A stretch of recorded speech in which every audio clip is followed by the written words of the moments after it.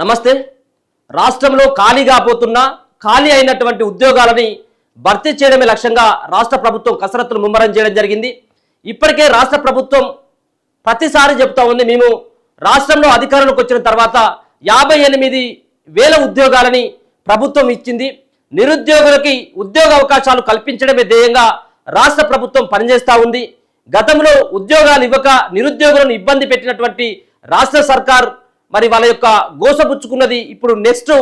ఇప్పుడు వచ్చినటువంటి ఇంద్రమ్మ రాజ్యంలో ఉద్యోగ అవకాశాలు కల్పించడమే ధ్యేయంగా నిరుద్యోగులను ఆదుకోవడమే లక్ష్యంగా మేము ఉన్నామని చెప్పేసి ప్రతి సభలో రేవంత్ రెడ్డి గారు కానీ ముఖ్యంగా మంత్రులు గారు చెప్పేటువంటి విషయం.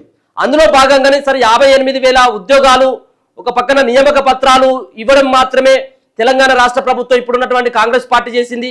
నోటిఫికేషన్లు వాళ్ళే వేసిండ్లు, కేవలం నియామక పత్రాలు మాత్రమే రేవంత్ రెడ్డి ఇచ్చిండ్లు అన్నటువంటి అభియోగాలు కూడా వినపడతా ఉన్నాయి.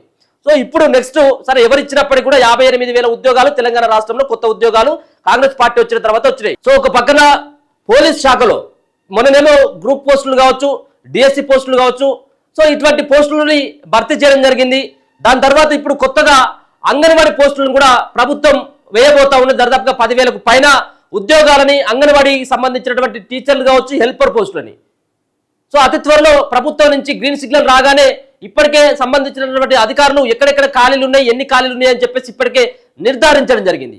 అంగన్వాడీ పోస్టులు అట్లా ఉంటే నెక్స్ట్ ఇప్పుడు పోలీస్ శాఖలో దాదాపుగా 12,000కు పైన ఉన్నటువంటి అంటే ఇటీవల రిటైర్డ్ అవుతున్నటువంటి వాళ్ళు కావచ్చు, ఖాళీగా ఉన్నటువంటి పోస్టులని సుమారుగా 12,000కు పైన పోస్టులని తెలంగాణ రాష్ట్ర ప్రభుత్వం అతి త్వరలో భర్తీ చేయబోతుందన్నటువంటి సమాచారం అయితే అందుతా ఉన్నది. ఇక నెక్స్ట్ పోలీసు ఉద్యోగాల కోసం చాలా ఏళ్లుగా ఎదురు చూస్తున్నటువంటి వాళ్ళకి ఇది ఒక గుడ్ న్యూస్ అని చెప్పుకోవచ్చు. గతంలో 2022 ఆ ప్రాంతంలో ఈ పోలీసుకు సంబంధించినటువంటి దాంట్లో నోటిఫికేషన్ ఇవ్వడం జరిగింది. దాని తర్వాత ముఖ్యమంత్రి రేవంత్ రెడ్డి వచ్చిన తర్వాత నియామక పత్రాలు 2024లో వాళ్ళు సంబంధించినటువంటి నియామక పత్రాలు అందజేయడం జరిగింది. ఇక 2022లో వాళ్ళు సంబంధించినటువంటి పోలీస్ శాఖలో ఉద్యోగాలను భర్తీ చేయాలని చెప్పేసి అప్పుడు పరీక్షలు మిగతా సంబంధించినటువంటి ఈవెంట్స్ నిర్వహిస్తే ఇప్పటి వరకు ఇంకా పోలీస్ శాఖలో ఉద్యోగాలు అయితే ఇంకెక్కడ వేయలేదు.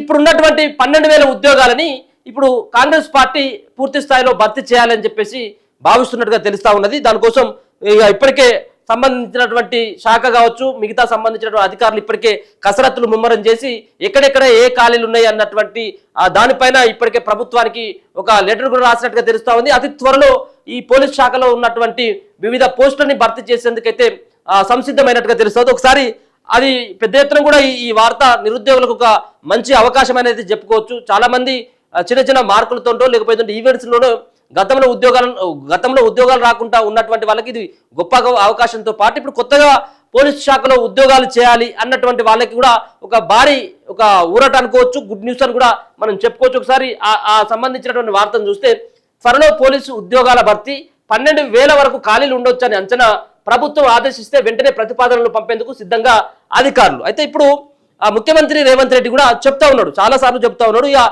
ఎక్కడ కూడా ఒక్క పోస్ట్ కూడా ఖాళీ లేకుండా మా ప్రభుత్వ హయాంలో అన్నింటినీ కూడా మేము భర్తీ చేస్తాం. కన్ఫామ్గా మేము ఏదైతే ఖాళీగా ఉన్నటువంటి ప్రతి ఒక్క పోస్టుని నిరుద్యోగులకి వాళ్ళకి ఉద్యోగ అవకాశాలు కల్పించడమే ధ్యేయంగా ఆ యొక్క ఖాళీగా ఉన్నటువంటి పోస్టులలో వాళ్ళకి అవకాశం ఇస్తామని చెప్పేసి చెప్తా ఉన్నాడు. అందుకని చెప్పేసి ఎక్కడ ఏ పోస్టులు ఉన్నప్పుడు కూడా వాటిని భర్తీ చేయాలి. ఒక పక్కన గతంలోనే చెప్పిండు, ఇది ఒక జాబ్ క్యాలెండర్ ఇవ్వబోతా ఉన్నాం, జాబ్ క్యాలెండర్ ఇస్తాం, జాబ్ క్యాలెండర్ ప్రకారం మేము ఉద్యోగ నియామకాలు చేపడతామని చెప్పేసి చెప్తా ఉన్నాడు. సో ఇంకొక పక్కనేమో ఖాళీగా ఉన్నటువంటి పోస్టులను గుర్తించి ఆ దిశగా మరి ప్రభుత్వం పనిచేస్తున్నట్టుగా తెలుస్తా ఉన్నది. సరే ఏదేమైనప్పుడు కూడా ఉద్యోగాలను పోలీస్ శాఖలో ఖచ్చితంగా కూడా ఖాళీగా ఉన్నటువంటి వాటిని భర్తీ చేయాల్సినటువంటి అవసరం కూడా ఇప్పుడు తెలంగాణ రాష్ట్ర ప్రభుత్వం పైన ఉన్నది. పోలీస్ శాఖలో మరోసారి భారీ ఎత్తున ఉద్యోగ నియామకాలకు సన్నాహాలు మొదలయ్యాయి. తాజా అంచనాల ప్రకారం 12,000 వరకు ఖాళీగా ఉంటాయని భావిస్తున్నారు. రాష్ట్ర ప్రభుత్వం ఆదేశించిన వెంటనే ప్రతిపాదనలు పంపేందుకు అధికారులు సిద్ధంగా ఉన్నారు. కొంతకాలంగా పోలీస్ శాఖలో భారీగా ఉద్యోగ నియామకాలు చేపడుతున్న విషయం తెలిసిందే.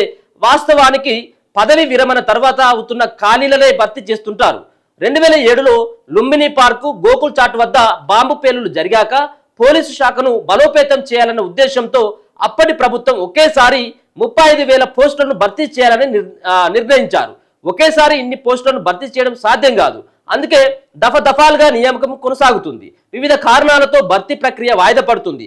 కొత్తగా మంజూరైన పోస్టుల చివరి దఫా నియామక ప్రక్రియ 2022 సంవత్సరంలో పూర్తయింది. అప్పుడు తెలంగాణ రాష్ట్ర పోలీసు నియామక మండలి 12,000 పోస్టులను భర్తీ చేసింది.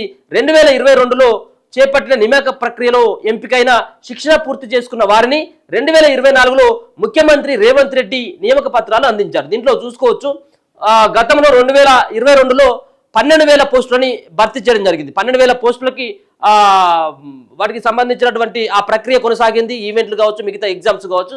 దాని తర్వాత 2024లో ముఖ్యమంత్రి రేవంత్ రెడ్డి వచ్చిన తర్వాత నియోగ పత్రాలు కూడా అందించడం జరిగింది. దాని తర్వాత ఇప్పుడే 12,000 పోస్టులు అంటే ఇదే పెద్ద మొత్తంలో పోలీస్ శాఖలో ఖాళీ అయ్యేటువంటి కావచ్చు, రిటైర్ అయ్యేటువంటి పోస్టులని భర్తీ చేసేటువంటిది అయితే కొనసాగుతూ ఉన్నది.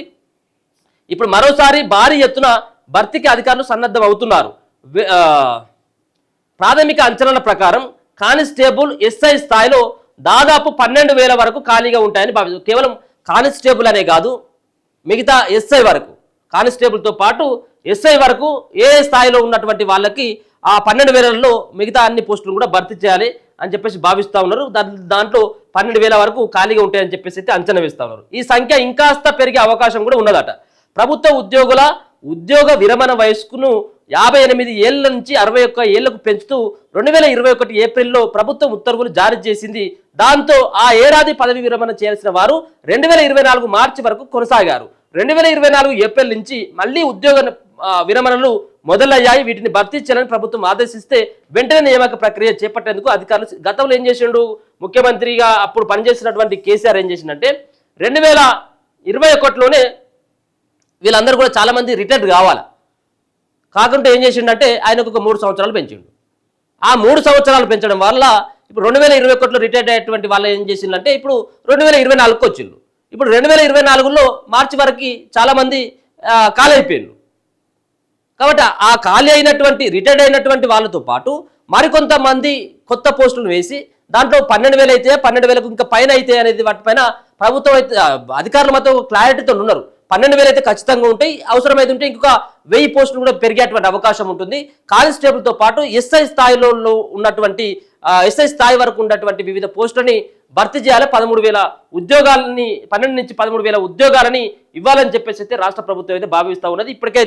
ఇప్పటికైతే ఖచ్చితంగా కూడా పోలీసు శాఖలో ఉద్యోగాలు చేయాలనుకున్నటువంటి వాళ్ళు ఇప్పటి నుంచే ప్రిపేర్ కావాలని చెప్పేసి కూడా విన్నవిస్తా ఉన్నాం. ఎందుకంటే చాలా మంది గతంలో చూడడం జరిగింది, చాలా మందికి ఉద్యోగ అవకాశాలు లేక వాళ్ళు ఏదో చిన్న చిన్న బిజినెస్లు పెట్టుకోవడం జరిగింది, చిన్న చిన్న షాపులు పెట్టుకొని వాళ్ళు జీవనోపాధి పొందుతూ ఉన్నారు. ఒక పక్కన పోలీస్ శాఖ పైన, పోలీసు ఉద్యోగం పైన చాలా మందికి ఆంక్ష ఉంటుంది. పోలీసు ఉద్యోగం చేయాలి, పోలీస్ శాఖలో పనిచేయాలని చెప్పేసి వాళ్ళకైతే రాష్ట్ర ప్రభుత్వం అయితే అతి త్వరలో గుడ్ న్యూస్ చెప్పబోతా ఉంది. దీనికోసం ఇప్పటికే అధికారులు కూడా సంసిద్ధం కావడం జరిగింది. కాబట్టి మీరు కూడా ఇప్పటి నుంచే పోలీస్ శాఖలో ఉద్యోగాలకి ఏ విధంగా ప్రిపేర్ అయితే బాగుంటుంది అన్నటువంటి దానిపైన ఒకసారి కాన్సన్ట్రేషన్ చేయండి. 12 నుంచి 13,000 ఉద్యోగాలు అయితే మాత్రం తెలంగాణ రాష్ట్రంలో పోలీస్ శాఖలో ఖాళీ అయిపోతూ ఉన్నాయన్నటువంటి ఒక బిగ్ న్యూస్ మాత్రం మనం అయితే ఒక తీపి కబరైనది చెప్పుకోవచ్చు నిరుద్యోగాలకు అని చెప్పేసి మనం అయితే స్పష్టంగా అర్థమవుతుంది. చూద్దాం మరి ఇది ఎప్పుడు నియామక పత్రాలు ఇస్తారు, ఎప్పుడు నోటిఫికేషన్ ఇస్తారు, ఎప్పుడు వీటిని పూర్తి స్థాయిలో భర్తీ చేస్తారు అనేది ఇంకా ప్రభుత్వం నుంచి క్లారిటీ రావాల్సినటువంటి అవసరం ఉన్నది. చూస్తూనే ఉండండి మనతో.